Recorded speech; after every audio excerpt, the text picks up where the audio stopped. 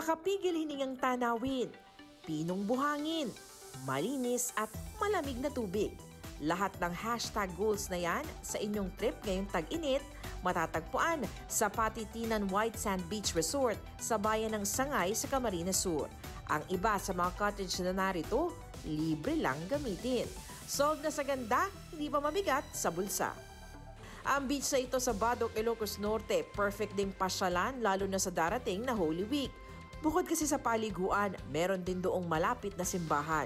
Madalas daw bumisita roon ang mga nagre-retreat at nagsasagawa ng recollection. Crystal clear water naman ang pambato ng Luswak Springs sa Lagayan, Abra. Tiyak na mapapawi ang matinding init sa lamig ng tubig dito. 20 pesos lang ang entrance fee at may mga cottage ding pwedeng upahan. Sarima Refran, nakatutok, 24 oras.